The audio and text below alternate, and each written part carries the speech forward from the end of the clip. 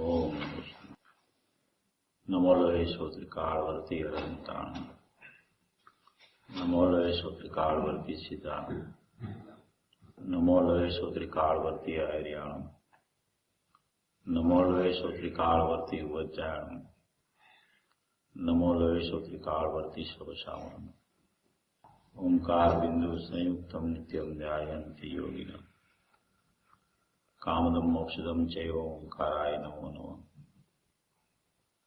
मंगलम भगवान वीरो मंगलम गौतमो मुनि मंगलम कुंकुंदार्यो जयेन्द्रमोस्तु मंगलम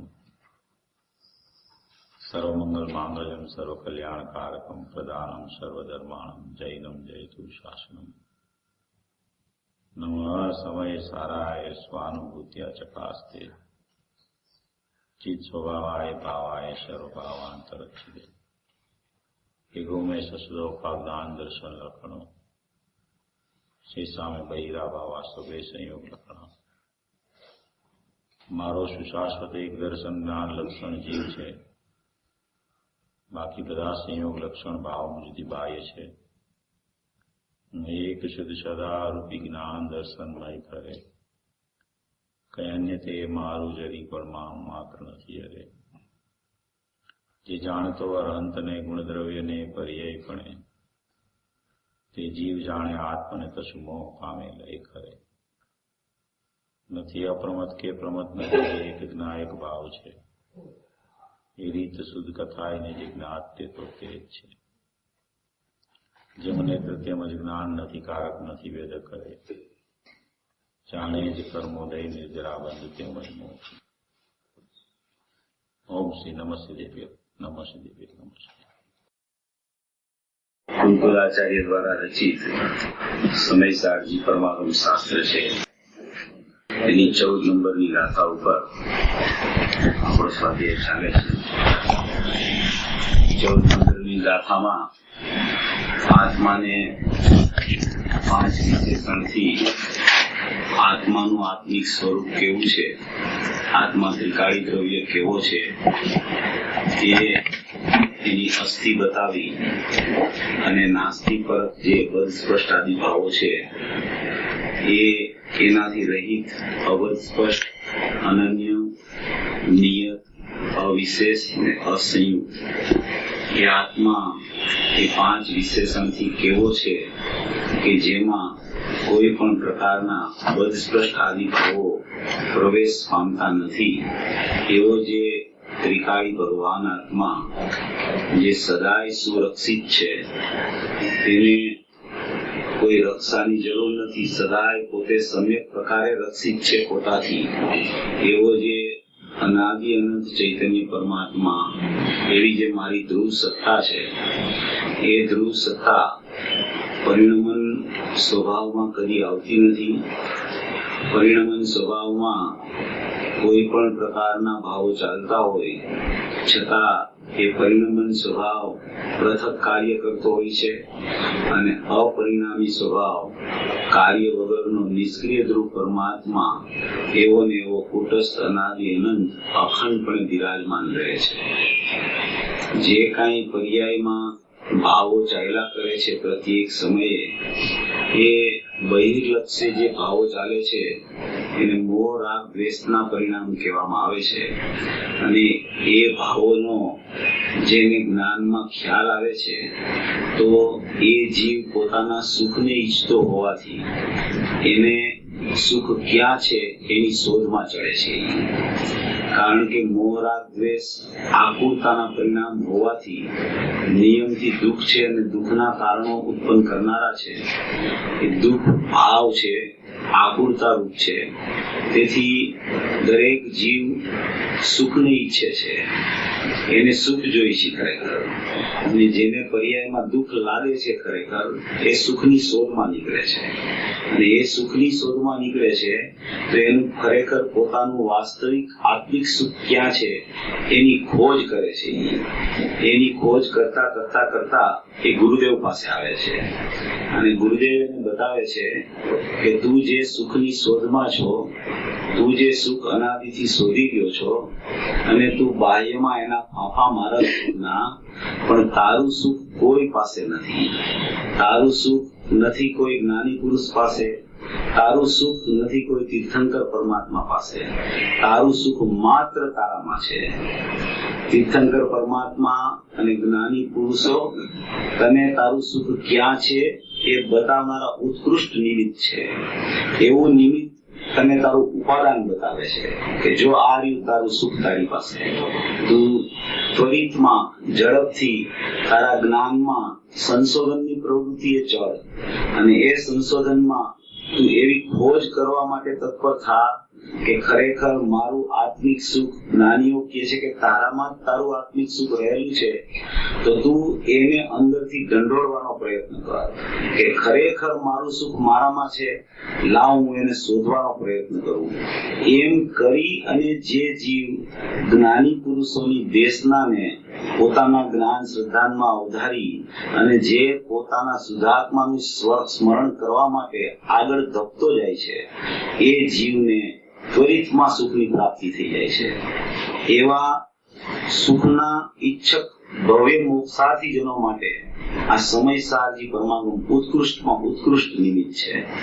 પૂજ્ય ગુરુદેવ શ્રીએ 19 વખત જાહેરમાં વાંચ્યું કે અનાદિનો અપ્રતિબુદ્ધ જીવ છે, અનાદિનો રાગમાં એકત્વ બુદ્ધિ કરતો અને રાગમાં એકત્વ મમત્વ, કર્તૃત્વ ભોક્તૃત્વ, સ્વામિત્વ કારણત્વ અને જ્ઞાતૃત્વ અનાદિથી રાખતો જે જીવ છે, એ જીવને પોતાની ખરેખર નિજ નિધિ ક્યાં છે એની ખબર નથી.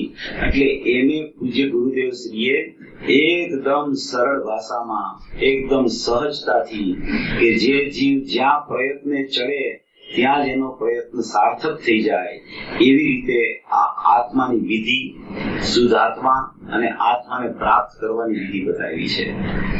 એક એક પ્રવચનો એટલા અદભુત આવે છે. અત્યારે જે આ સાધક સાધ્ય અધિકાર ચાલે છે એમાં હમણાં જે પૂજ્ય ગુરુદેવશ્રીએ વિશ્લેષણ કર્યું એ એટલું બધું અપૂર્વ વિશ્લેષણ છે કે જો આપણી નજર ત્યાં બરાબર પડે ને તો આપણને ખ્યાલ આવે કે ગુરુદેવ આપણને કેટલા સહજમાં આપણા આત્મામાં તું પરોવાઈ જાય એવી વિધિ બતાવતા હોય છે. જીવ સાંભળી તો લે છે, વાંચી પણ લે છે, પણ પૂજ્ય ગુરુદેવ શ્રી વારંવાર કહેતા, કવિ દલપતરામ ડાયાભાઈ નું ઉદાહરણ આપીને, કદડા કે વાંચે પણ નહીં કરે વિચાર, તે સમજે નહીં સગળો સાર. વાંચે, સાંભળે, એ પોતે ધારણામાં પણ લઈ લે, પણ એના જ્ઞાનના વિચારની ધારામાં જ્યાં સુધી એ જીવ આ બધી વાતને લેતો નથી ત્યાં સુધી આ બધી વાતો માત્ર શુભ ભાવ પૂરતી મર્યાદિત રહી જાય છે. અને જે શુભ ભાવ બંધનું કારણ હોવાથી સંસારનું કારણ છે, અને એ શુભ ભાવને મારો માનવો એનું નામ અનાદિથી સંસારમાં રખડવા રૂપે મિથ્યાત્વ છે. આવી પ્રવૃત્તિ જે અનાદિથી જીવની ચાલી રહી છે, એમાં જો એની જ્ઞાનની વિચારધારા જો વ્યવસ્થિત ચાલવા માંડે તો એને ત્વરિતમાં ખરેખર નિર્ણય તો આવી જાય છે. નિર્ણય તો જીવ કરી શકે છે. અનુભવનો તો સ્વકાળ હોય છે, એના સત્કાર એનામાં હોય છે. સ્વસંવેદનનો સ્વકાળથી થાય છે, પણ એ સ્વકાળમાં કેવી રીતે આવી જાય અને ત્રિકાળી દ્રવ્ય મારું શાશ્વતપણે કેવું છે અને એના અવલંબન પૂર્વક અનુભૂતિનો સ્વકાળ કેમ પાકી જાય એવો નિર્ણય તો જીવ કરી શકે છે. બાહ્યમાં તો દરેક નિર્ણય કરવા માટે જીવ સમર્થ છે. કોઈ બાહ્ય પ્રવૃત્તિમાં જીવ નિર્ણયપૂર્વક કોઈ પ્રવૃત્તિ નથી કરતો. કારણ શું છે કે એમાં એને નફો નુકસાન દેખાય છે, એને તરત ખબર પડે છે કે અહીંયા વેપારમાં નફો છે, આ વેપારમાં નુકસાન છે. એને ખ્યાલમાં આવે છે, એટલે એમાં એ બરાબર નિર્ણયમાં પ્રયત્નશીલ રહે છે. કોઈ નિર્ણયમાં કચાશ નથી રાખતો.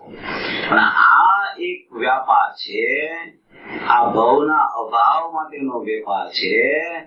એમાં એને નફો નુકસાન અંદરમાં ચાલી તો રહ્યો છે, પણ એને ઉદય આવે ત્યારે જ ખ્યાલમાં આવે છે. એટલે બંધ સમય જીવ ચેતીએ, ઉદય સમય સા ઉચાટ, એમ બેનશ્રી વારંવાર કહેતા હતા.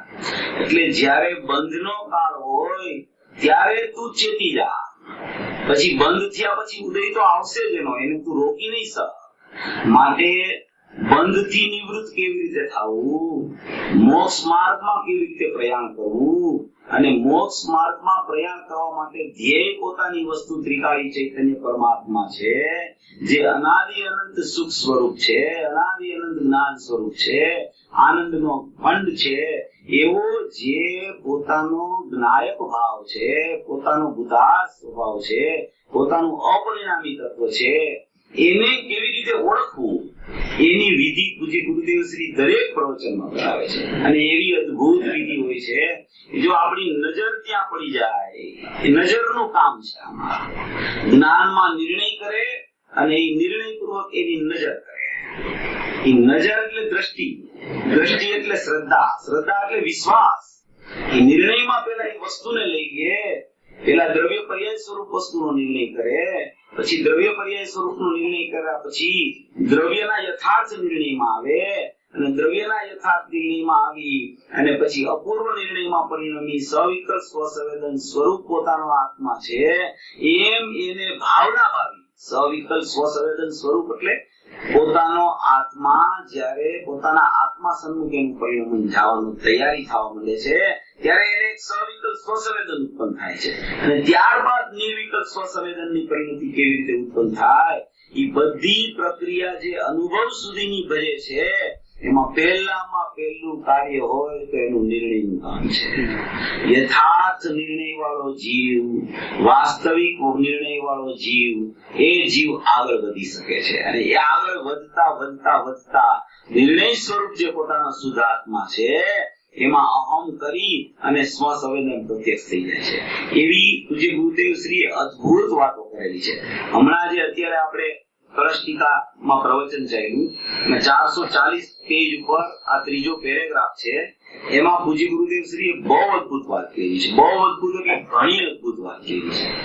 અહીં તો એમ કહ્યું ને કે દ્રવ્ય રૂપ તથા પર્યાય રૂપને સાક્ષાત પ્રત્યક્ષ રૂપપણે દેખે છે. તત્વની વ્યવસ્થા સમજાણું કાંઈ, ભાઈ માર્ગ તો એને કોઈ દી જોયો નથી. પેલામાં પેલા માર્ગ તો એને કોઈ દી જોયો નથી. મોક્ષ માર્ગ કેવો છે, મોક્ષ માર્ગ કોના આશ્રય ખરેખર થાય, એ માર્ગ એને કદી પેલામાં પેલા તો જોયો નથી. અનાદિનો જીવ પોતાના શુદ્ધાત્માથી અપરિચિત છે. એને સંસારનો પરિચય, રાગદ્વેષ મોહનો પરિચય, બાહ્ય સંયોગનો પરિચય અને પોતાના સંયોગી ભાવનો પરિચય અનાદિથી ચાલ્યા કરે છે. પણ એક ક્ષણ માત્ર એને પોતાના શુદ્ધાત્માનો પરિચય નથી કર્યો.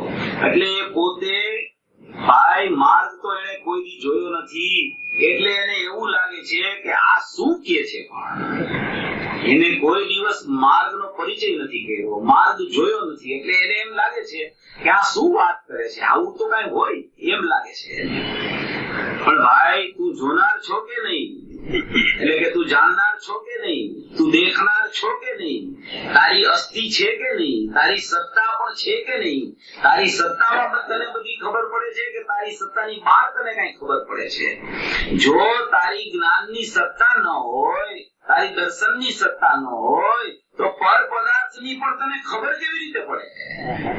તારી જ્ઞાનની સત્તા છે, જ્ઞાનનો જાણવું સ્વભાવ છે, જ્ઞાનમાં જાણવું જાણવું જાણવું ચાલુ રહે છે. તારી જ્ઞાનની પોતાની સ્વચ્છતા છે, તારા જ્ઞાનમાં અનંત પદાર્થો પ્રતિબિંબિત થાય છે. એટલે તો તને જ્ઞાનની સ્વચ્છતાને જોતા તો ખબર પડે છે કે બહારમાં આવું પરિણામ ચાલી રહ્યું છે. ભાઈ તો તારી સત્તા છે કે નહીં? તું પોતે જોનાર છો કે નહીં? તું પોતે જાણનાર છો કે નહીં? તું પોતે દેખનાર છો કે નહીં? એવી તારી સત્તા વિદ્યમાન છે, હયાત છે, મોજૂદ પડેલી છે. એવી તારી કોઈ સત્તા એ અંદરમાં પડેલી છે. એ સત્તાનું અસ્તિત્વ છે, એની હયાતી છે, એની મોજૂદગી છે. એવું કોઈ અસ્તિત્વ તારી પાસે પડેલું છે.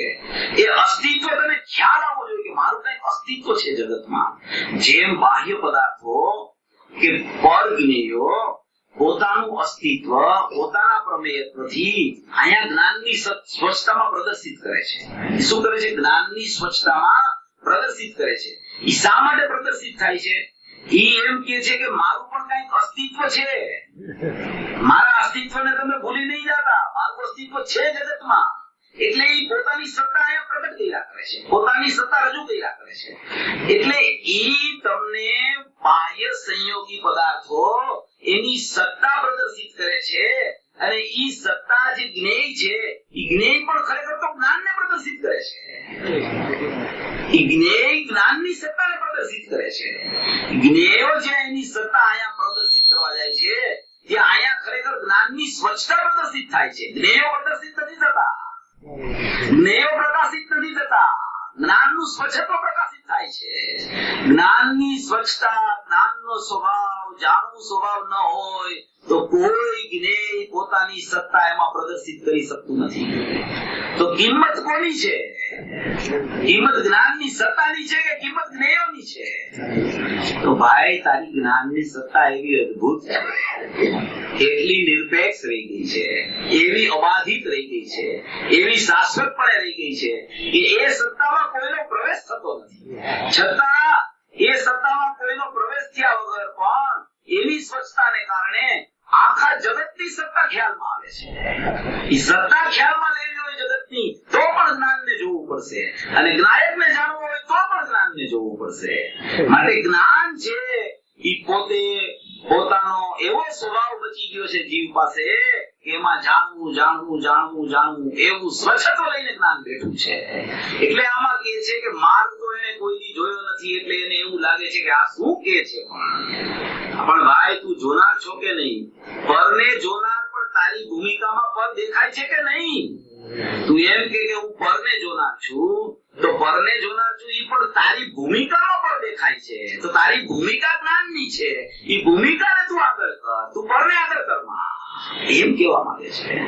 તારી ભૂમિકામાં પર દેખાય છે કે નહીં? ખરેખર તો તારી પર્યાય દેખાય છે. શું કીધું? ખરેખર તો તારી પર્યાય દેખાય છે. પર્યાય સિવાય તને કઈ દેખાઈ શકતું નથી. તારો સ્વભાવ યા તો અભેદપણે તારા દ્રવ્યને જાણવાનો છે, અને એ દ્રવ્યમાં ભેદ કર તો તને તારી પર્યાય દેખાય છે. દ્રવ્ય પર્યાય સ્વરૂપ વસ્તુ સિવાય તને ખરેખર કાંઈ દેખાય એવી તારી સત્તામાં કોઈ સત્વ જ નથી.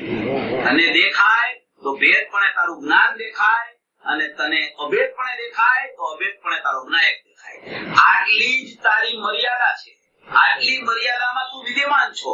આની બહાર તારું કોઈ સત્વ છે નહીં. તારા જ્ઞાયકનું સત્વ કે તારા જ્ઞાન પરિણમનનું સત્વ હોય તો માત્ર તારો જ્ઞાયક અભેદ રૂપે અને તારું જ્ઞાન ભેદ રૂપે રહેલું છે. અને એ જ્ઞાન જ્ઞાયકનો પણ ભેદ છૂટી જાય તો એ જ સમયે નિર્વિકલ્પ અનુભૂતિ થઈ જાય છે. એવી એક સત્તા વિદ્યમાન છે જીવ પાસે. એટલે એમ કે છે કે ખરેખર તો તારી પર્યાય દેખાય છે. શું કીધું? આમ જે કહો છો ખરેખર તો તારી પર્યાય જ્ઞાનની એમાં એ દેખાય.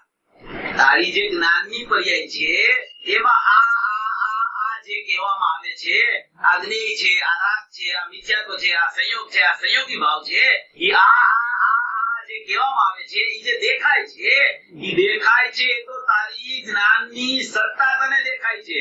જ્ઞાનની પર્યાય એમાં એ દેખાય છે. એ પર્યાય દેખાય છે તને. આ ગુરુદેવના શબ્દ છે અક્ષરશ. હમણાં આપણે સાંભળ્યા. ગુરુદેવ કહે છે કે તને પરની સત્તા દેખાતી નથી, દેખાણી નથી, દેખાવાની નથી.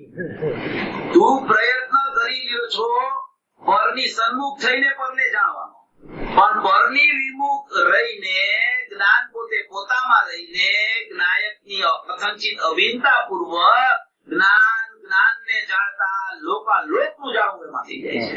એટલે આ તારી સત્તાનો તું વિશ્વાસ કર પેલા કે તારી તો કોઈ સત્તા બચી ગઈ છે કે જેને પર સાથે રાગ સાથે મિથ્યાત્વ સાથે કોઈ દિવસ એકમેક પણ ગતિ થયું નથી. એવી એક સત્તા તારી વિદ્યમાન છે, અને એ સત્તામાં તું બિરાજમાન છો.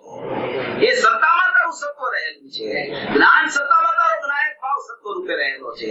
એવી રીતે એ સત્તાનો વિશ્વાસ કર, એ સત્તાને ઓળખ, એ સત્તાનું બહુમાન કર. ઓહો, મારું તો બચી ગયું છે બધું.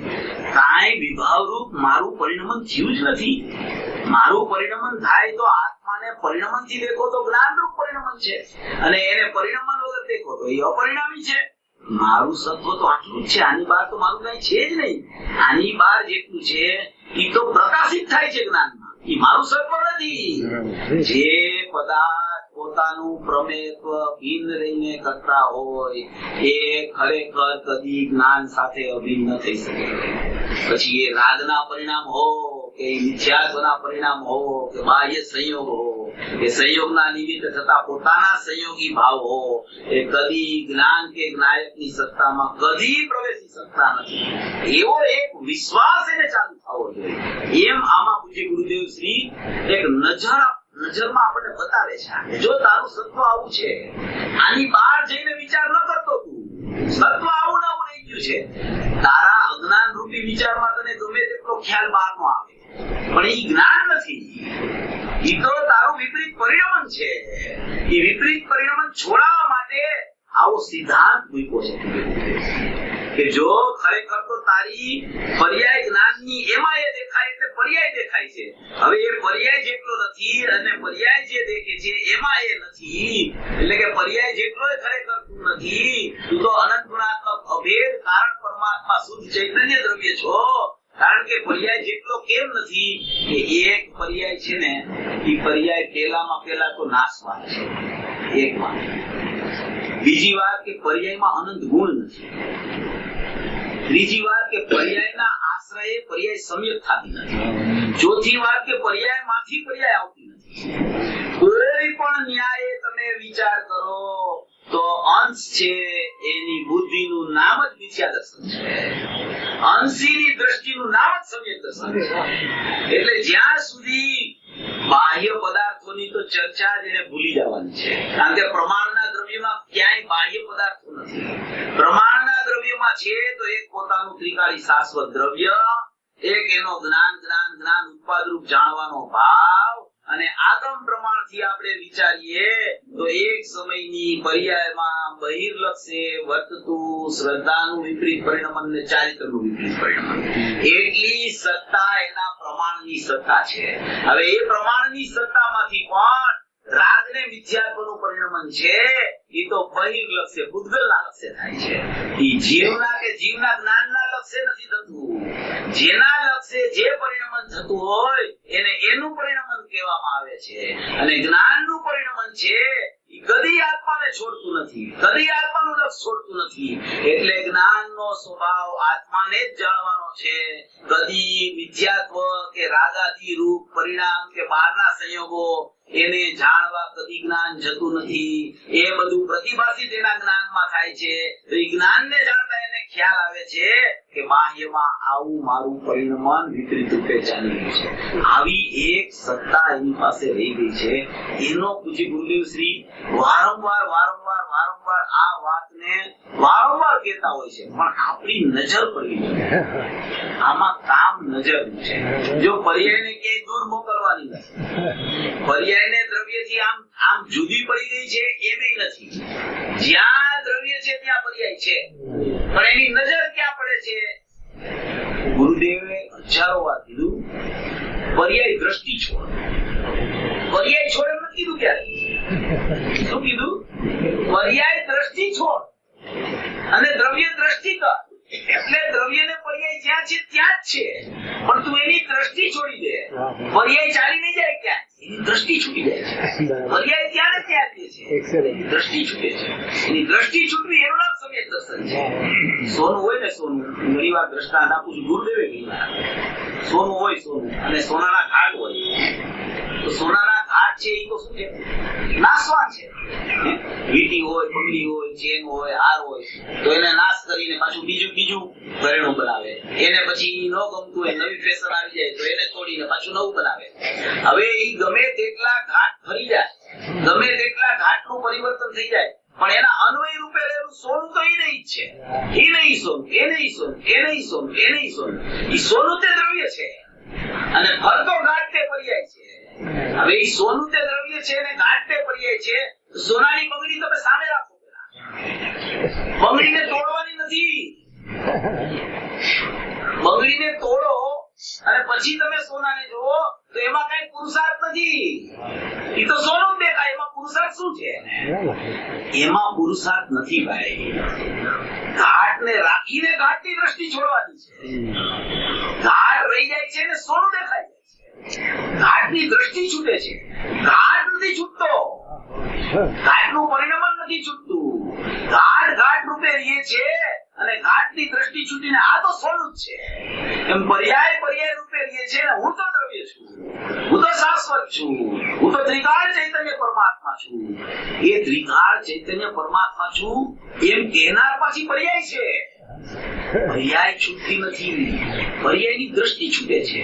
પર્યાયનો ભાવનું જે પરિણમન છે એમાં સમ્યક ભાવનું પરિણમન થઈ જાય છે. એને કહેવાય છે દ્રવ્ય દ્રષ્ટિ. એને એમ કહેવાય કે આને દ્રવ્ય જોયું.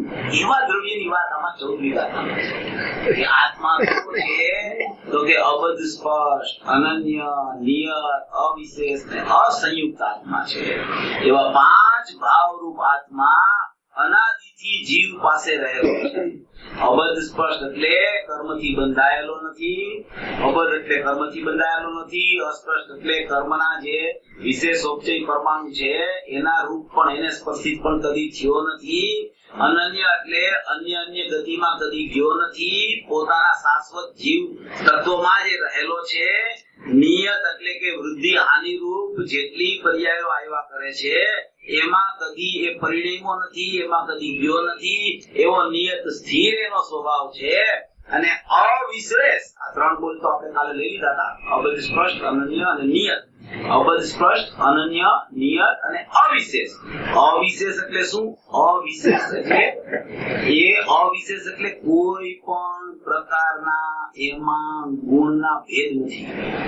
અવિશેષ એટલે ગુણી છે. વિશેષ તો તું ભેદ પાડ તો અવિશેષ છૂટી જાય છે. વિશેષની તું દ્રષ્ટિ કર કે આત્મામાં જ્ઞાન છે, દર્શન છે, ચારિત્ર છે, સુખ છે, વીર્ય છે, પ્રભુત્વ છે, વિભુત્વ છે, સર્વદર્શિત્વ છે, સ્વચ્છત્વ છે, પ્રકાશ છે, અસ્ફુટિત વિકાસત્વ છે.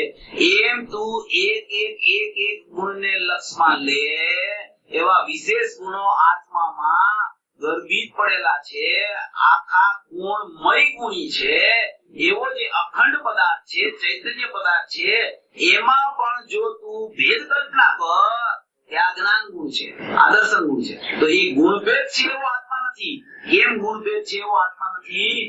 કે એક ગુણનું લક્ષ કરે છે તો અનંત ગુણો છૂટી જાય છે એની દ્રષ્ટિમાંથી. એક ગુણનું લક્ષ કરે છે તો અનંત ગુણો બાકી રહી જાય છે. ચારિત્ર ગુણનું લક્ષ કરે તો જ્ઞાન ને એના બીજા અનંત ગુણો બાકી રહી જાય. જ્ઞાન ગુણનું લક્ષ કરે તો બીજા ગુણો બાકી રહી જાય. હવે જ્ઞાનમાં એક એવું અસાધારણ ગુણ છે કે જ્ઞાન ગુણ છે. એ જ્ઞાન ગુણ તો આત્મા સાથે એવો અભેદ ન કહી શકાય એવું એનું અખંડપણું છે. એવો જ્ઞાન ગુણ અસાધારણ છે.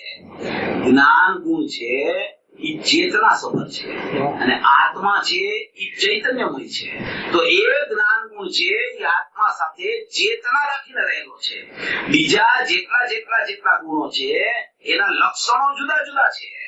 જેમ કે શ્રદ્ધાનું લક્ષણ પ્રતીક છે, ચારિત્રનું લક્ષણ ઠરવું છે, વીર્ય ગુણનું લક્ષણ પુરુષાર્થ છે, વિભુ ગુણનું લક્ષણ વ્યાપકતા છે. તો એ જે ગુણોના લક્ષણ છે એમાં જ્ઞાન લક્ષણ એવો અસાધારણ ગુણ છે કે એમાં પણ ચેતના ભરેલી છે અને આત્મા ચેતનામય છે. માટે એના સિવાયના જેટલા ગુણો છે એને પૂજ્ય ગુરુદેવ શ્રીએ તો અચેતન કીધા છે. શું કીધું છે? અચેતન. જ્ઞાન સિવાયના જેટલા ગુણો એને અચેતન કીધા. અચેતન કીધા એટલે કઈ આત્મામાં નથી એમ નહીં. આત્મામાં એ અનંત ગુણોની સત્તાથી આત્મા આખો અભેદ થાય છે. પણ એને અચેતન કહેવા પાછળનું કારણ એ છે કે કોઈ ગુણો કઈ જાણતા નથી. એને ખબર જ નથી અમે કોણ છીએ.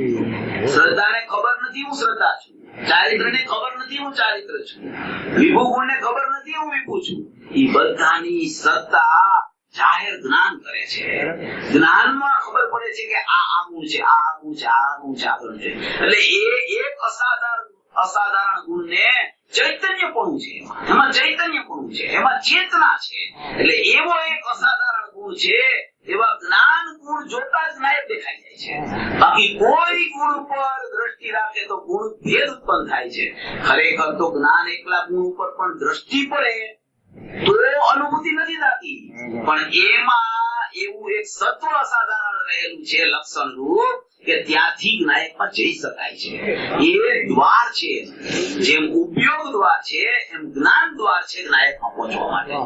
એવા આ ગુણભેદની પણ દ્રષ્ટિ ન કરીને એવો અવિશેષ આત્મા છે, અબધ સ્પષ્ટ છે, અનન્ય છે, નિયત છે અને અવિશેષ છે. કોઈ પણ પ્રકારના ગુણના ભેદો એમાં છે નહીં. એવો અભેદ ચૈતન્યમય આત્મા છે, અખંડ ચૈતન્યમય આત્મા છે, અનાદિ અનંત આત્મા છે, અપરિણામી તત્વ છે, શુદ્ધ છે, જ્ઞાયક ભાવ છે, ઉતાર સ્વભાવી આત્મા છે. એવો હું છું એમ આમાં કહેવા માંગે છે. અબધ સ્પષ્ટ છો, અનન્ય છો, નિયત છો, અવિશેષ છો અને પછી પાંચમો બોલ છે અસંયુક્ત છો. કે મોહ સાથે તારું કદી સંયુક્તપણું ક્યારેય પણ થયું નથી. તું માન એ જુદો વિષય છે પણ એવું થયું નથી. તારી માન્યતામાં જે ચાલતું હોય એ માન્યતા તારે ફેરવવી પડશે કે હું સદાય અસંયુક્ત રહી ગયો છું. મોહ રાગ દ્વેષ સાથે સંયુક્ત કદી નહીં થનારો એવો અસંયુક્ત પરમાત્મા છે. એવો જે આ અબધ સ્પષ્ટ, અનન્ય, નિયત, અવિશેષ અને અસંયુક્ત આખો ત્રિકાળી ચૈતન્ય પરમાત્મા છે. આખો શુદ્ધ જ્ઞાયક ભાવ છે, આખો અખંડ પરમાત્મા છે, આખો ધ્રુવ પરમાત્મા છે. એવો ધ્રુવ પરમાત્મા તે હું છું એવી શ્રદ્ધા અને જ્ઞાન જેને ઉદ્ભવિત થાય છે એને એમ કહેવામાં આવે છે કે આ જીવને હવે જ્ઞાન કે જ્ઞાયક કાંઈ જુદા નથી. એ પરિણમન થયું એને પણ આત્મા કહેવાય અને અપરિણામીને પણ આત્મા કહેવાય. સમ્યક દર્શન અને સમ્યક જ્ઞાન એ કઈ આત્માથી જુદા નથી, કારણ કે ત્યારે એનું અભેદ પરિણમન થઈ ગયું છે. અભેદ પરિણમન એટલે શું? કે જ્યારે જ્ઞાન અને શ્રદ્ધા અને અનંત ગુણોની પર્યાયો દ્રવ્ય સાથે હું આ છું એમ અભેદ થઈને પરિણમી જાય તો ત્યારે ત્યાં કોઈ ભેદ વિકલ્પોનો જન્મ રહેતો નથી. એ ભેદ હોવા છતાં અભેદમાં ભેદ દેખાતો નથી. એનું નામ નિર્વિકલ્પ દશા કહેવામાં આવે છે. અહીંયા એવી નિર્વિકલ્પ દશાની ચર્ચા આમાં આચાર્ય ભગવાન કરે છે કે તું તો અનાદિ અનંત છો, તું શુદ્ધ છો, એટલે નિશ્ચયથી અબધ સ્પષ્ટ, અનન્ય, નિયત, અવિશેષ અને અસંયુક્ત એવા આત્માની જે અનુભૂતિ તે શુદ્ધ નહીં છે અને આ અનુભૂતિ આત્મા જ છે. જો અનુભૂતિને આત્મા કહી દીધો, કારણ કે અનુભૂતિ અને અનુભૂતિનો વિષય એનો કોઈ ભેદ દેખાતો નથી. જ્યારે કોઈ પણ જીવ પોતાના નાયક સ્વભાવમાં અંદર પરિણમી જાય છે ત્યારે કોઈ પણ ભેદ વિકલ્પ એમાં ઉદિત થતો નથી. વિકલ્પનું પરિણમન અટકી જાય છે અને નિર્વિકલ્પ દશામાં એ આરૂઢ થઈ જાય છે. એને એમ કહેવામાં આવે છે કે શ્રુત જ્ઞાન એટલે કે અનુભૂતિ તે જ આત્મા છે. એ રીતે આત્મા એક જ પ્રકાશમાન છે. શુદ્ધ નહીં કહો યા આત્માની અનુભૂતિ કહો યા આત્મા કહો એક જ છે, જુદા નથી. હવે અહીંયા એક શિષ્ય બહુ સરસ પ્રશ્ન પૂછ્યો. શિષ્ય આચાર્ય ભગવાનને એવા શિષ્યએ પ્રશ્ન કર્યો છે કે તમે એમ કીધા કરો છો કે આત્મા અબધ છે, અસ્પષ્ટ છે, નિયત છે, અસંયુક્ત છે, અવિશેષ છે. હવે આવો આત્મા છે પણ અમને તો આ બધું દેખાય છે ને. આ રાગ દેખાય છે, આ મોહ દેખાય છે, આ સંયોગ દેખાય છે, સંયોગી ભાવ દેખાય છે. એવું દેખાય ત્યારે અમારે અનુભૂતિ કરવી કેવી રીતે? પ્રશ્ન કે આ શિષ્ય એમ પૂછે છે કે જેવો ઉપર ગયો એવા આત્માની અનુભૂતિ કેમ થઈ શકે? તમે ઉપર કીધો કે અબધ છે, અનન્ય છે, નિયત છે, અવિશેષ, અસંયુક્ત આવા બધા આત્માને તમે વિશેષણથી નવાઈ છો. તમે અમને એનો શણગાર બતાવ્યો, તમે એના અમને લક્ષણોથી એની પ્રતીતિ કરાવવાનો પ્રયત્ન કર્યો, પણ આવા આત્માની અનુભૂતિ કેવી રીતે થઈ શકે? તો ઈ આત્માની અનુભૂતિ માટેની તત્પરતા વાળો જીવ આવો પ્રશ્ન, આત્માની અનુભૂતિ કેવી રીતે થાય?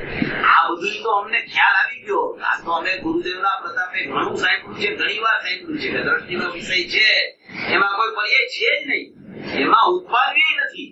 ઉપાધિને 50 નિકાયની 18મી ગાથામાં સંયોગ કીધા છે, સંયોગ વિયોગ કીધા. એટલે એવો એક દ્રષ્ટિનો વિષય તો અમને ખ્યાલમાં આવ્યો છે, પણ હવે એવો દ્રષ્ટિનો વિષય છે. તમે એમ કહો છો કે ધ્રુવ છે, આત્મા દ્રષ્ટિનો વિષય અનંત ગુણાત્મક છે, અનંત કારણ શુદ્ધ પર્યાયાત્મક છે, એવી અખંડતા છે એને દ્રષ્ટિનો વિષય કહેવાય. એવી ધ્રુવ સામાન્ય અને ધ્રુવ વિશેષ સત્તા, એનું બનેલું આખું જે સત્વ છે એના ઉપર આખા અખંડ ઉપર દ્રષ્ટિ પડે ત્યારે એ દ્રષ્ટિ સમ્યક થાય. તો ઈ તો અમને ખ્યાલ આવ્યો, પણ હવે ઈ અનુભવ અમારે કરવો કેવી રીતે? એ કહે છે કે અનુભવની વિધિ બતાવો. આ તો બધું અમને ખબર પડી ગઈ, પણ હવે અનુભવમાં મારે કરવું શું? એમ આમાં શિષ્ય પ્રશ્ન કર્યો છે. તેનું સમાધાન કરે છે કે બળ સ્પષ્ટતા આદિ ભાવો અભૂતાર્થ હોવાથી એ અનુભૂતિ થઈ શકે છે. બળ સ્પષ્ટત્વ આદિ ભાવો એટલે જેટલા જેટલા આ પાંચ વિશેષણથી આત્માને કીધો એની સામેના જે બળના ભાવો છે એ કર્મથી બંધાયેલો છે, કર્મથી ને મોહથી સંયુક્ત છે, એની પર્યાય અવસ્થા ક્ષણિક ઉત્પાદન થાય છે, એમાં છે એ બધા જે બંધાયેલા ભાવો તમને બતાવવામાં આવ્યા, એનાથી આત્મા અભૂતાત, એ બધા ભાવો અભૂતાત છે. અભૂતાત છે એનો અર્થ શું? કે એ ભાવો છે ને કાયમ રહેતા, એ ભાવો ક્ષણે ક્ષણે ક્ષણે ક્ષણે એ પલટાય કરે છે. જેમ કે રાગ છે તો રાગ કાયમ નથી રહેતો, અનુભૂતિ થાય ત્યારે રાગ નથી હોતો, અરિયન દશામાં રાગ નથી હોતો, સિદ્ધ દશામાં રાગ નથી હોતો. તો જે જીવની સાથે કાયમ રહે એને જીવનો ભાવ કહેવામાં આવે. જે ભાવ જીવથી જુદો પડીને નીકળી જાય એને ખરેખર જીવનો ભાવ કહેવામાં ન આવે. તો બદ્ધ સ્પષ્ટ આદિ ભાવો છે ઈ કાયમ એની સત્તામાં નથી રહેતા, ઈ અલગ અલગ અલગ અલગ અલગ પૃથક પૃથક થઈ અને પૈડા કરે છે અને ચાલ્યા જાય છે. એક જ ભાવ એવો છે આત્માનો કે આત્માનું એક ત્રિકાળ જ્ઞાન દર્શન લક્ષણ છે, એ એના ધ્રુવમાં રહેલું છે, અને એક ઉત્પાદ વાળું ઉપયોગ લક્ષણ છે એ એની સાથે કાયમ રહે છે. એના સિવાય કોઈ ભાવો એની સાથે કાયમ રહેતા નથી, સદાય પલટતા ભાવો છે. જે કાયમ રહે એને એનું આત્માનું લક્ષણ કહેવામાં આવે, અને એ લક્ષણ થી કદી આત્મા જુદો ન પડી શકે. અને લક્ષણ સિવાયના જેટલા ભાવો હોય એ બધા ભાવોથી આત્મા જુદો પડી જતો હોવાથી એ ભાવો એના નથી એમ કહેવામાં આવે છે. એવા બદ્ધ સ્પષ્ટ આદિ ભાવો અભૂતાર્થ છે, એટલે કે એની વિદ્યમાનતા, એની ભૂતાર્થતા, એની હયાતી, એની મોજૂદગી, એનું અસ્તિત્વ પોતાના સ્વભાવમાં કે સ્વભાવના જ્ઞાનરૂપ પરિણમનમાં કદી દેખાતું નથી.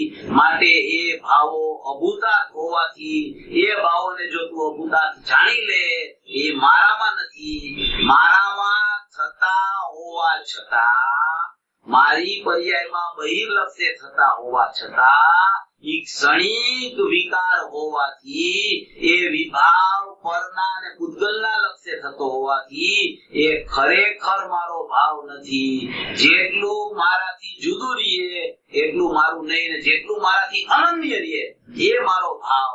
લક્ષણ છે એ કદી લક્ષને છોડતું નથી, લક્ષણમાં સદાય લક્ષ અવસ્થિત હોય છે, ઉપયોગમાં સદાય ઉપયોગવાન રહે છે, જ્ઞાનમાં સદાય આત્મા રહે છે.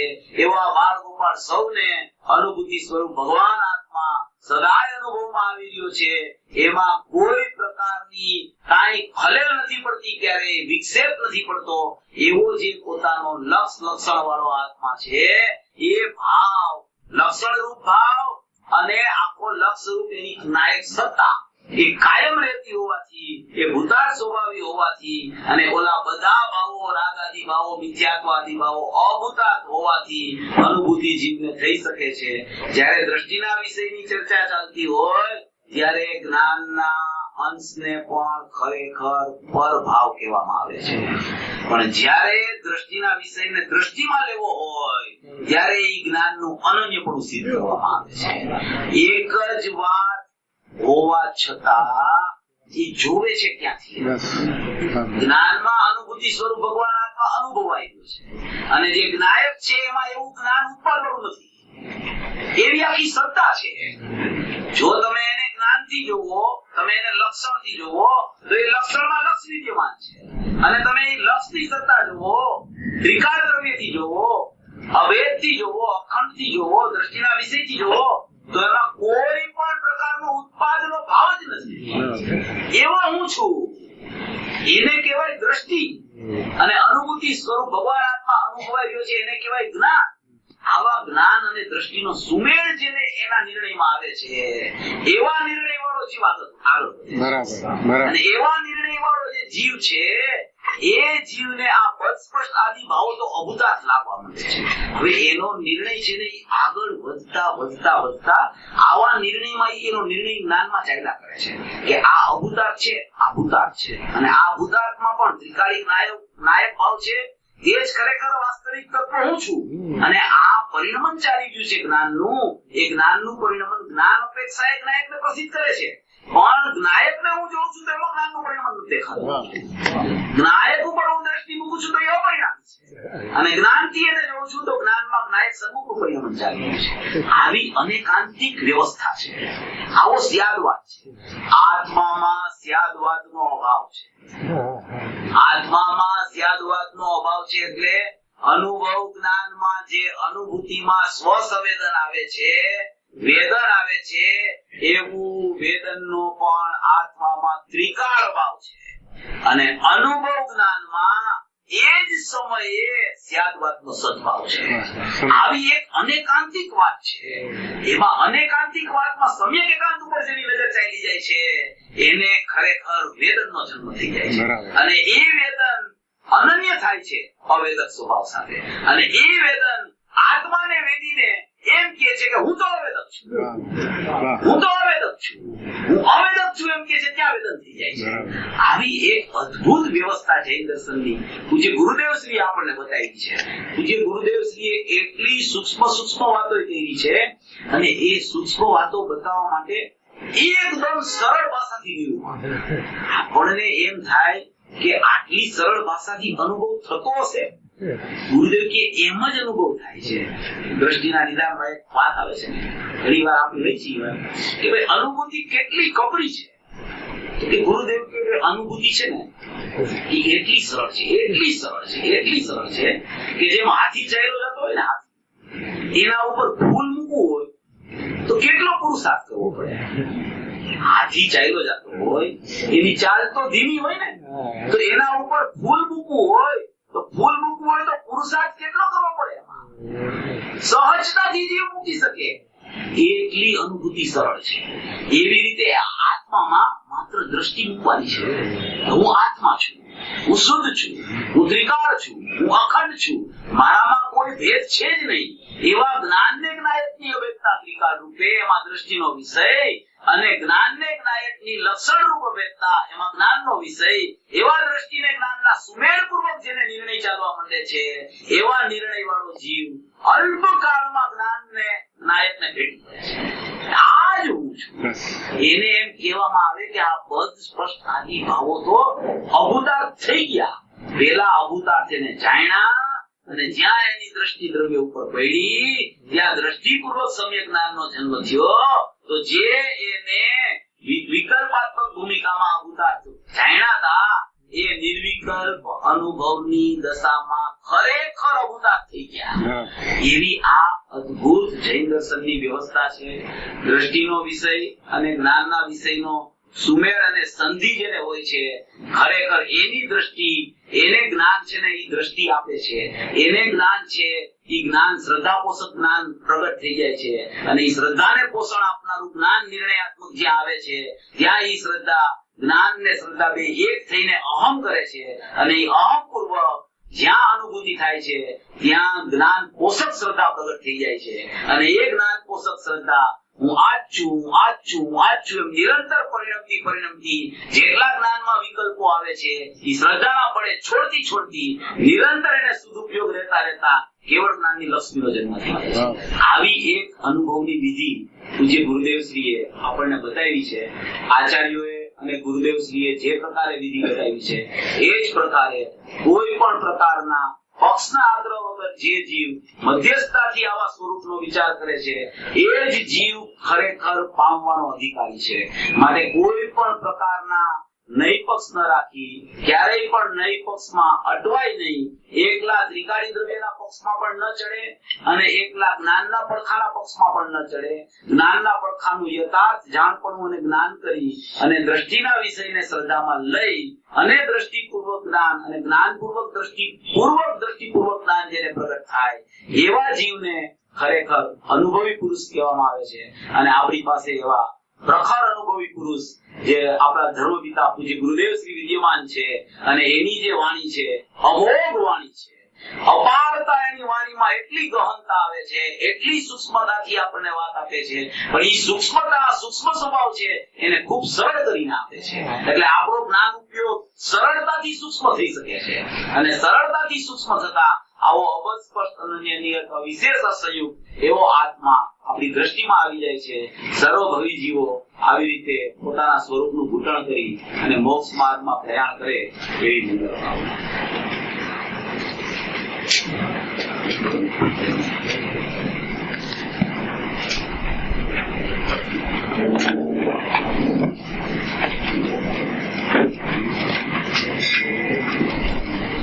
પર્યાયની પરિણમતા એ દ્રષ્ટિનો વિષય છે કે પર્યાયનું પરિણમન દ્રષ્ટિનો વિષય છે કે ક્રમબદ્ધ છે? પર્યાયનું પરિણમન છે ને એ તો ખરેખર પર્યાયની ક્રમબદ્ધતા છે. પ્રત્યેક સમયે પર્યાયનું પરિણમન તો ચાલ્યા જ કરે છે. પર્યાયનું પરિણમન એક પછી એક એવી રીતે પર્યાય પ્રત્યેક સમયે ઉત્પાદ પામી અને પરિણમતી હોય છે. હવે એ પર્યાય ખરેખર એનું અસ્તિત્વ ક્યાં છે અને એનું પરિણમન કેવી રીતે થાય છે અને એ ક્રમબદ્ધ કેમ છે અને એ સરકારથી કેમ થાય છે એ સમજવાની જરૂર છે. પર્યાયનું પરિણમન દ્રષ્ટિનો વિષય નથી એટલે એ તો એક પ્રશ્ન આપણો પૂરો થઈ ગયો. હવે પર્યાયના પરિણમનની વ્યવસ્થા શું થાય? પર્યાય કેવી રીતે પરિણમે છે? રાગાદી રૂપ પરિણમે, વિતરાગતા રૂપ પરિણમે, મિથ્યાત્વાદી રૂપ પરિણમે, અજ્ઞાન ભાવે પરિણમે કે સમ્યક દર્શન જ્ઞાન ચારિત્રાણી મોક્ષ માર્ગ. આ બધી પર્યાયની વિપરીત કે અવિપરીત દશાઓ પરિણમનમાં ચાલતી હોય છે. હવે આ બધી દશાઓ છે ને બધી પર્યાય અનાદિ અનંત પર્યાયો, કોઈ પણ પર્યાયને વર્તમાન પર્યાય સિવાય જેટલી ભૂતકાળની પર્યાય, જેટલી ભવિષ્યની પર્યાય, બધી પર્યાયો ધારો કે શ્રદ્ધા ગુણની પર્યાય તો શ્રદ્ધા ગુણની પર્યાય ભૂતકાળની જેટલી પર્યાયો વ્યય થઈને ગઈ, ભવિષ્યની જેટલી પર્યાયો પ્રગટ થવાની છે વર્તમાન પર્યાયને બાદ કરતા એ બધી શ્રદ્ધા ગુણમાં પડેલી છે. જેટલી જ્ઞાનની પર્યાયો ભૂતકાળની ચાલી ગઈ વર્તમાન પર્યાયને બાદ કરતા, જેટલી જ્ઞાનની પર્યાયો ભવિષ્યમાં પ્રગટ થવાની છે વર્તમાનને બાદ કરતા એ બધી જ્ઞાન ગુણમાં પડેલી છે. હવે જ્ઞાન ગુણમાં શ્રદ્ધા ગુણમાં જે પર્યાયો પડેલી છે એ પર્યાય રૂપે છે તો કે પર્યાય રૂપે નથી પડેલી, એ ગુણ રૂપે પડેલી છે, એ પારિણામિક ભાવ રૂપે પડેલી છે. આખો પારિણામિક ભાવ ગુણનો છે. એને ગુણ તમે એક દ્રષ્ટાંત માટે તમે આવડો ગુણ લ્યો તો અહીંયાથી આ ગુણ છે એમાં ધારો કે સમજો કે 2000 પર્યાય છે, 2000 તો 2000 પર્યાયમાંથી અત્યારે 900મી પર્યાય પ્રગટ રૂપે છે. 899મી અને 901 થી 2000 ની એ બધી પારિણામિક ભાવ અંદરમાં હોય છે. હવે એ પારિણામિક ભાવ કઈ છે એવો એક ગુણ છે. હવે એ ગુણ છે ને એ ગુણને અંશી કહેવાય અને આ એના 2000 અંશો છે. એક પછી એક અંશો છે. એ અંશોનો બનેલો આખો એક ગુણ છે. હવે એ અંશોમાંથી જે સમયે જે પર્યાયનો સ્વકાળ હોય એ પર્યાય અંશમાંથી ત્યાંથી ઉત્પાદ રૂપે પ્રગટ થાય છે. અંશમાં ઉત્પાદ રૂપે પ્રગટ થાય છે તો ત્યાંથી વિકાર લઈને નથી આવતું, ત્યાંથી રાગ લઈને કઈ નથી આવતું, મિથ્યાત્વ લઈને આવતું નથી. કારણ કે અંદરમાં એવું નથી મિથ્યાત્વ કે રાગ, અંદરમાં તો પારિણામિક ભાવ છે, અંદરમાં તો ગુણરૂપ છે. તો એ ગુણ છે, ગુણની અભિવ્યક્તિ થાય છે. એ શક્તિ પડી છે, એ શક્તિની વ્યક્તિ થાય છે. શક્તિની વ્યક્તિ થઈ તો એ વ્યક્તિનો જે ઉત્પાદ થયો એ ઉત્પાદ જ્યારે થયો વ્યક્તિનો ત્યારે જ એમાં એના સત્કારક ક્રિયાશીલ સત્કારક લાગુ પડે છે. એ ક્રિયાશીલ સત્કારક અંદર એ સત્કારક છે, અંદરના સત્કારક ધ્રુવ રૂપે પડ્યા છે, નિષ્ક્રિય સત્કારક છે.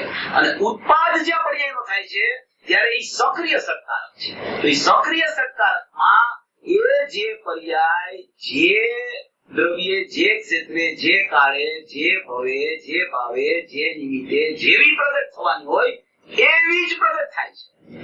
કોઈ જીવ એ પર્યાયને પુરુષાર્થ કરીને ફેરવી શકતો નથી.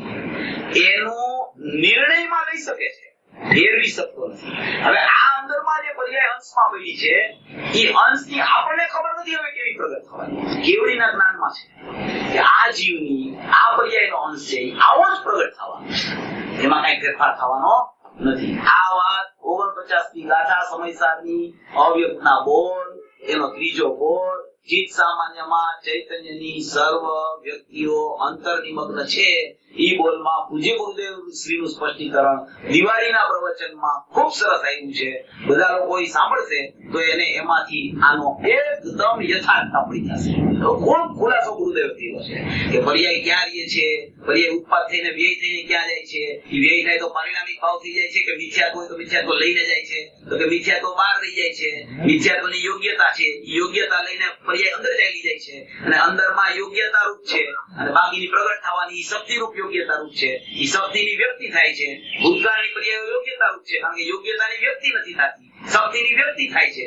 અને ભવિષ્યની જેટલી પર્યાયો છે એને શક્તિની વ્યક્તિ કહેવામાં આવે છે. ભૂતકાળની જેટલી પર્યાયો છે એને યોગ્યતા રૂપ કહેવામાં આવે છે. આવી એક વ્યવસ્થા અંદરમાં જ રહેલી છે અને દરેક પર્યાયો ક્રમબદ્ધ છે. માત્ર ઈ જાણી શકે છે કે આવી પર્યાય થઈ, ફેરવી શકતો નથી. ફેરવવાનો પુરુષાર્થ કરે એનું નામ જ મિથ્યા દર્શન છે. પર્યાયને કોઈ ફેરવી શકતું નથી.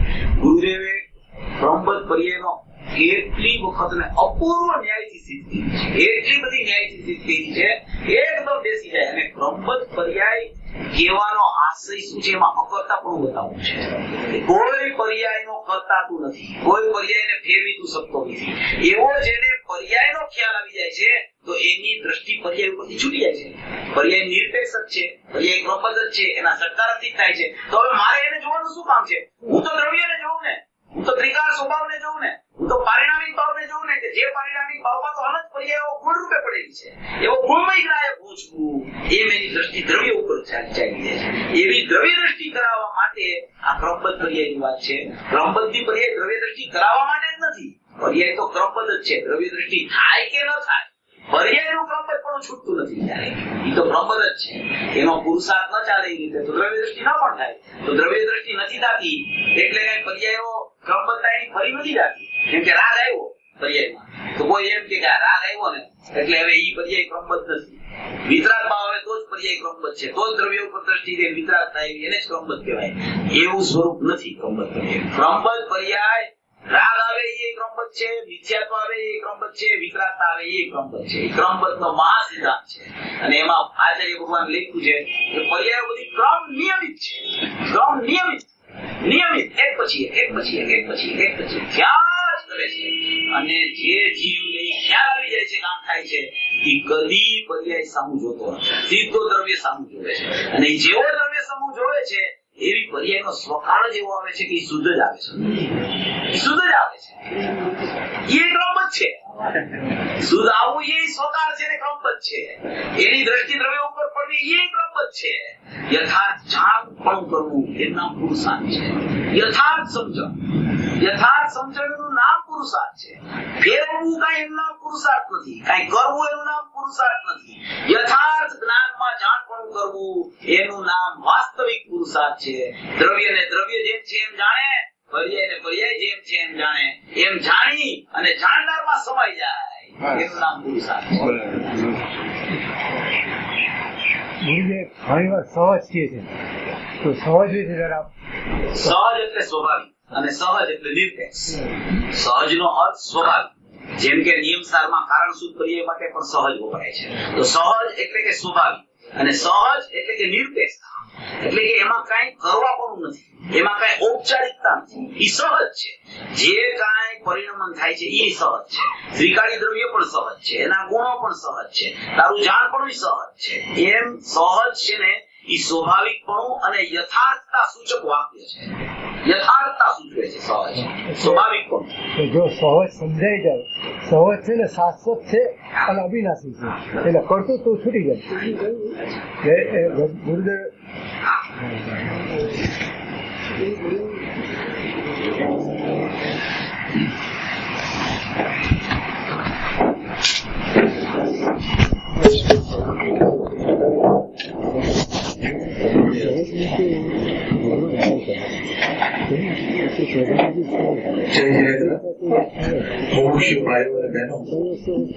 છેલ્લા 3 દિવસથી આપણને બહુ અલૌકિક ને સુંદર સ્વાધ્યાય કરાયું છે.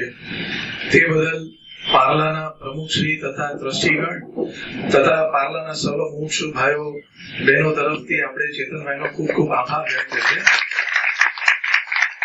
ચેતનભાઈની બહુ અલૌકિક વાતોને એમનો એક જે આદર ગુરુદેવને બેનશીબેન પ્રત્યે જે એમને મહિમા પ્રકાશ્યો છે આપણને, અને એમના જે સુંદર શૈલી સ્વમુક્તિ જે આપણને ગુરુદેવ પ્રત્યે એમને જે વિનય વિવેક વાત્સલ્ય છે એ દર્શાવે છે એ એકદમ વંદનીય છે. ખરેખર ચેતનભાઈ અમે એકદમ ધન્ય થઈ ગયા છે તમારી આ સાંભળીને. અને સૌથી ઉત્તમ આપણે કહીએ ને કે ગુરુદેવે જે મહિમા પ્રકાશ્યો છે સમયસરનો, એમાં જે 14મી ગાથા સાહેબે લીધી એ 14મી ગાથા છેલ્લા 3 દિવસમાં પ્રત્યક્ષ રૂપે આપણને 14મા ગુણસ્થાને ઉભા કરી દીધા છે. આપનો એનો ચેતનભાઈ આપે અમને નિચેતનમાં એક મોક્ષનો દીપક વધારે ને વધારે પ્રજ્વલિત કર્યો છે. તે માટે અમે આપનો ઉપકાર કરીએ છીએ, આભાર માનીએ છીએ, અને અમે આપને વિનંતી મંગલ ભાવના કરીએ છીએ જેની સ્વીકૃતિ કરો કે આપ અમને અવારનવાર આવો સ્વાધ્યાય આપતા રહેશો. જયારે પણ મુંબઈ આવો તો અમને જરૂર લાભ આપશો. અને આ સમગ્ર ચેતનભાઈનો કાર્યક્રમ માટે આપણા પાર્લાના મુમુક્ષુ હેમાંગભાઈ તથા કવિન્દ્રભાઈએ જે યોગદાન કર્યું છે તે બદલ આપણે એમનો પણ આભાર વ્યક્ત કરીશું. હવે આપણે એક સ્તુતિ લઈએ ને પછી બધા ભગવાનની સામે આપણે સમુચય યાદ કરીએ.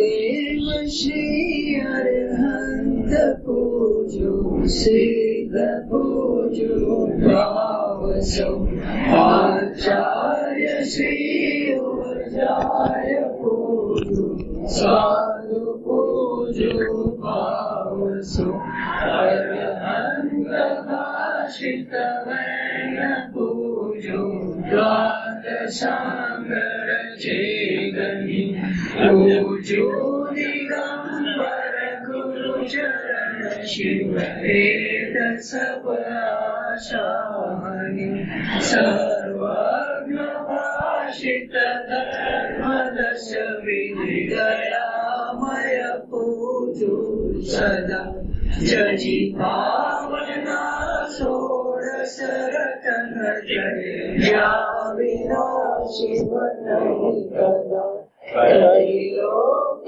के चैत्य चैत्यालय जजु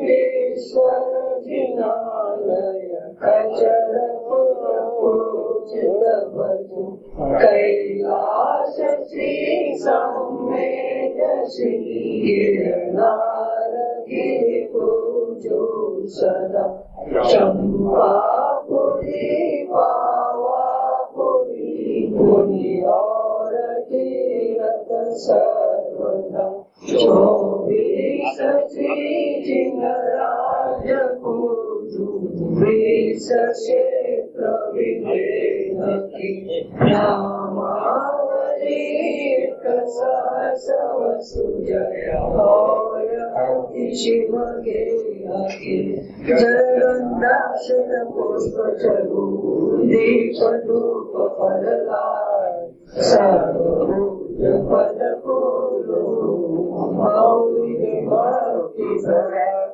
ओम प्रिंसिपाल पूजा पावना त्रिकाल पूजा त्रिकाल गुना करी करावी भावना शिवरण जी श्री शिव जी श्री आश्रय जी शिवराज जी सर्व साधु जी पंच परमेश्वर जी नमः ब्रह्मानु करुणानु करुणानु ब्रह्मानु नमः दर्शन विरोधी आदि सरस कारण नमः उत्तम समाज 10 લક્ષણ ધર્મિષ્ઠનું સમ્યક દર્શન, સમ્યક જ્ઞાન, સમ્યક ચારિત્ર્ય, જળ વિશે, થળ વિશે, આકાશ વિશે, પૃથા વિશે, પહાડ વિશે, નવે નગરી વિશે, ઉદ્ધવલોક, મર્ત્યલોક, પાતાળલોકો છે જે હાથમાં પ્રોટીન, અપ્રોટીન, જીન ચૈતાલી, જીન કુંડેલીઓ કે વિદેશ તો વિદ્યમાન રૂપ તીખું કરે જેવું નનો 5 10 ક્ષેત્ર સંબંધી 30 ચોવીસીના 720 જીવો નનો કે 19 દેવ સંબંધી 52 જીન ચૈતાલી નનો શ્રી સમયશિખરજી, કૈલાસગીરી, ચંપાપુરી, પાવાપુરી, ગિરનારાદી, સિદ્ધ ક્ષેત્રીઓ નમઃ જયમુદ્રી, મોરકુંડરી, રાજભાઈ, સ્વતંત્રી, આરંગ, અતિશય ક્ષેત્ર, તીર્થ ક્ષેત્ર, સુરપુરી આદિ તીર્થ ક્ષેત્રીઓ નમઃ શ્રી ચારણ અધિકારી 7 પરમ ઋષિઓ નમઃ તિથિ ઉપરગુરી, સ્વરૂપો અને પ્રતાપકાર મા અર્ગમ